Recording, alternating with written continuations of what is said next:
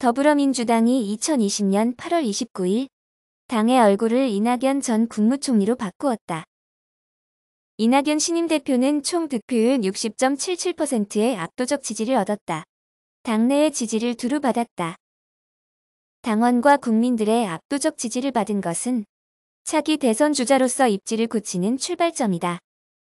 당내 구도에서 보면 친문의 지지를 받았다는 것이고 그 표심은 당 운영을 한결 순조롭게 뒷받침할 것이다.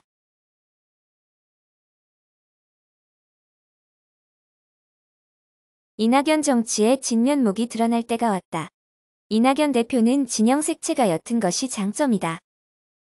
긍정적이라면 이낙연은 안정감 이미지가 떠오른다. 부정적이라면 분명치가 않다는 점이다.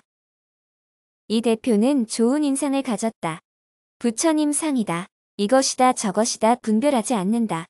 그렇다고 물에 물 탄 듯하지 않다. 그의 국회 답변은 그래서 유명하다. 2017년 9월 14일 국회 대정부 질의에서 국정원 특수활동비 관련해 민주당 박영선 의원이 물었다.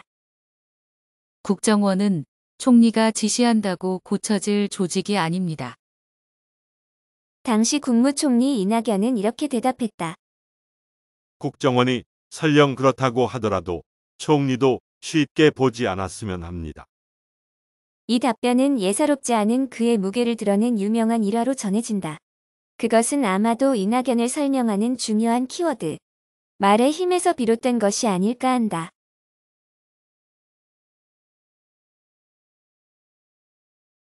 이 대표가 고향 영광 한평에서 사선을 하고 2014년 6.4 지방선거에서 전남도지사에 당선된다. 도배를 끝으로 정치 인생을 마무리하려 한 것으로 보인다.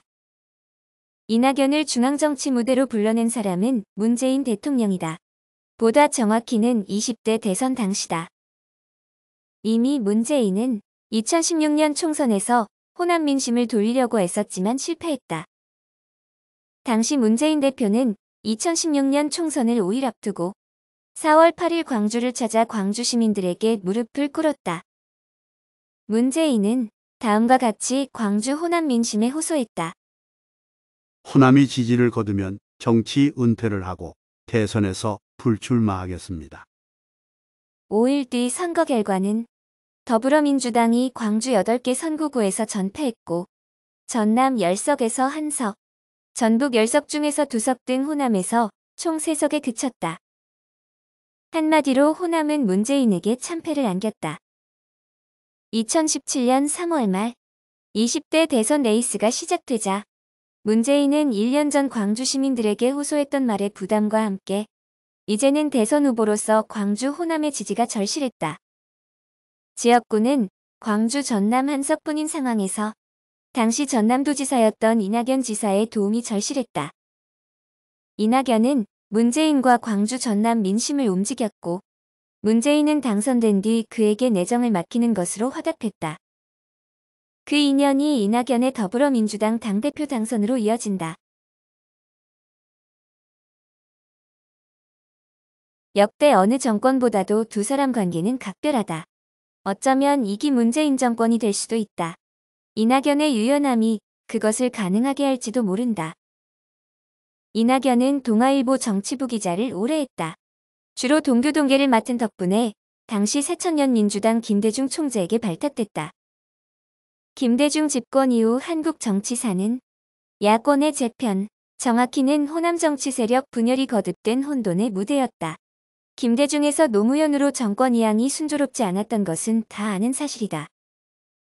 이낙연은 노무현의 선대위 대변인을 맡았다가 민주당과 결별한 노무현을 따르지 않고 추미애 김민석 등과 그대로 남았다. 그러나 추미애와는 결이 달랐다.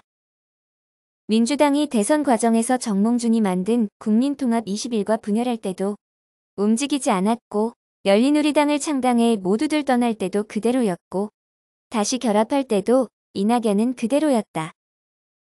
그 혼돈의 호남 재편 속에서 큰 상처 없이 살아남은 단 한 사람이 바로 이낙연이다. 이낙연의 정치력의 무게를 짐작할 만하다.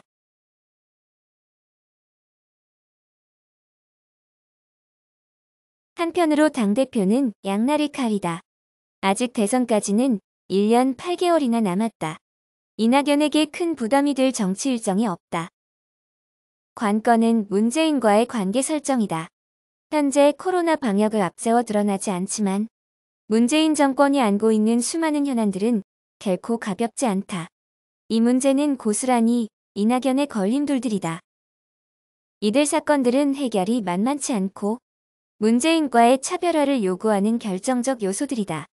문재인이 결단을 오랫동안 미루어온 골칫덩이들이라는 점에서 쉽게 해결을 기대하기도 힘들다. 문재인과의 차별화는 불가피하다. 차기 권력에 변수가 생길 경우 지금과 같을 수 없다. 또한 당이 크다고 성공이 보장되는 것은 아니다. 지금까지 보인 민주당의 모습이 잘 말해준다. 제 몫을 못하고 덩치만 크면 괴물일 뿐이다. 문재인과 이낙연의 인연을 각별히 거론하는 이유는 이낙연이 단순히 여당 대표가 아니라 차기 유력 대선 주자이기 때문이다. 하늘에 태양이 두 개일 수 없듯이 역대 정권 교체에서 설령 같은 정당의 정권 재창출일지라도 기존 권력의 훼손 없이 새로운 권력이 생겨난 법이 없다. 다시 말해서 문재인과 이낙연의 1년 후는 결코 오늘 같지 않다는 점을 말하고자 하는 것이다.